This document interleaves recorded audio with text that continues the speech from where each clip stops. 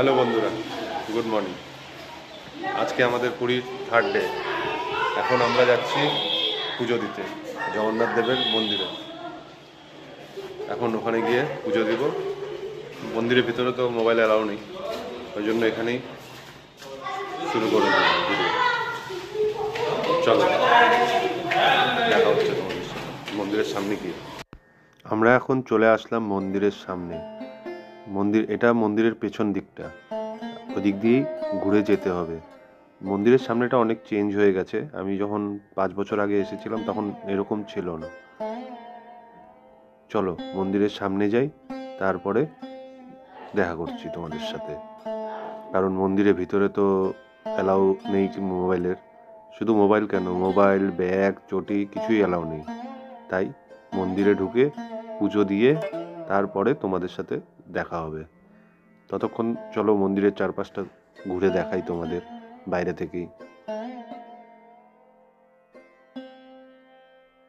মন্দিরের বাইরে এরকম ছোট ছোট অনেক দোকান আছে, দেখতেই পাচ্ছ অনেক ছোট ছোট দোকান। দোকানগুলোতে বিশেষত সলতা, মালা, চুড়ি, আরো অনেক কিছুই পাওয়া যাচ্ছে। এরকম প্রচুর দোকান আছে, আর দোকানগুলোর মধ্যে বেশিরভাগই দেখেছি সলতা, খুব কম দাম। সলতাগুলো খুব ভালো। তো এখান থেকে সলতা কিছু নিয়ে যাব বাড়িতে, কারণ আমাদের ওখানে সলতা তো ছোট ছোট পাওয়া যায়, এখানে সলতাগুলো খুব বড় বড়, তাই বেশি করে নিয়ে যাব। এখন আমরা আগাচ্ছি মন্দিরে ঢুকবো বলে, কিন্তু তার আগে এখানে মোবাইল, চটি, ব্যাগ সব জমা দিব। জমা দেওয়ার জন্য এখানে অনেক দোকান আছে, তোমাদের দেখাচ্ছি একটু পরে। আর তোমরা কেউ যদি গাড়ি নিয়ে এসো, বাইক নিয়ে, তবে এখানে পার্কিং করারও ব্যবস্থা আছে। দেখতেই পাচ্ছ প্রচুর গাড়ি পার্কিং করা।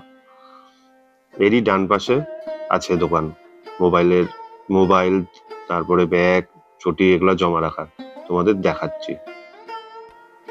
বন্ধুরা, তোমরা যে সামনে দোকানগুলো দেখতে পাচ্ছ, ওখানেই হলো চটি, মানি ব্যাগ, মোবাইল সব রাখার জায়গা। তো বন্ধুরা, আমরা এখানেই রাখবো। এরপরে আমরা মন্দিরে প্রবেশ করব। কিন্তু মন্দিরে তো সোজা প্রবেশ করতে পারবো না, তার জন্য আমাদের লাইন দিতে হবে। এই যে ডান পাশে যে তোমরা এই প্যান্ডেল করা জায়গাটা দেখতে পাচ্ছ, এখানেই লাইন দিতে হবে। তো তোমাদের সাথে দেখা হচ্ছে মন্দিরের থেকে বের হয়ে।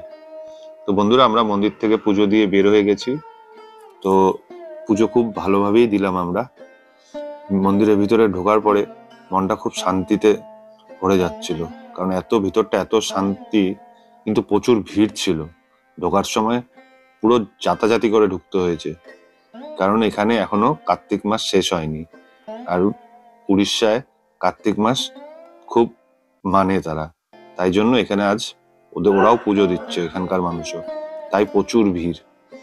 তো বন্ধুরা, আমরা এখানে এখন কিছুক্ষণ ফটো তুলে তারপরে হোটেলে চলে যাব। তো কিছু ফটো তুলে নি, তোমরাও দেখো আমরা কি ফটো তুললাম।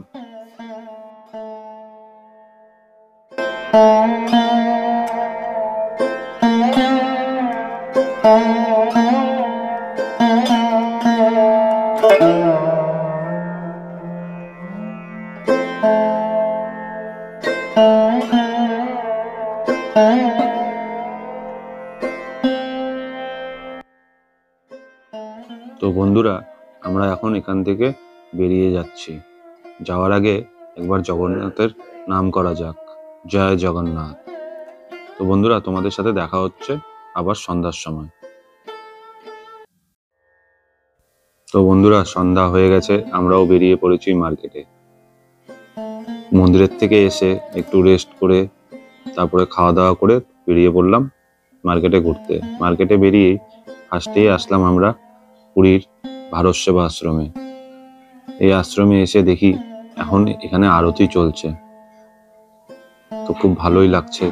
আর এগুলি হলো এখানকার থাকার জায়গা। তো তোমরা যদি কেউ চাও তো এখানে এসেও থাকতে পারো, খুব কম ভাড়া রুমগুলোর। তো কিছুক্ষণ আরতি দেখে তারপরে আমরা বেরিয়ে যাব মার্কেটে।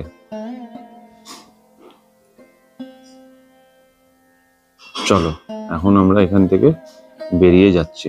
তো বেরিয়েই আমরা ফার্স্টে আসলাম পুরীর খুব বিখ্যাত দোকান, খাজার দোকান। কাকাতুয়া মিষ্টান্ন ভান্ডার। এখানে খুব ভালো খাজা পাওয়া যায়।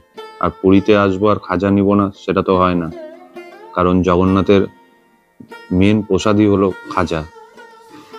চলো এখান থেকে বেরিয়ে যাওয়ার আগে তোমাদের দেখিয়েও রাখি, এখানে একটা কাকাতুয়াও আছে। এই যে সামনে দেখতে পাচ্ছ কাকাতুয়া। তারপর আমরা বেরিয়ে গেলাম মার্কেটে, সব ঘুরে দেখছিলাম। অনেক দোকানপাট আছে এখানে মার্কেটে, সব রকমই দোকান আছে।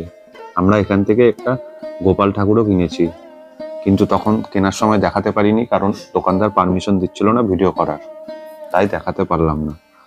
কোনো সময় পরে বাড়িতে গিয়ে দেখাবো নি। আর এখানে প্রচুর খাজার দোকান আছে, দেখতেই পাচ্ছ, কিন্তু কাকাতুয়ারটা বেস্ট, তাই আমরা ওখান থেকেই খাজা নিয়ে নিলাম।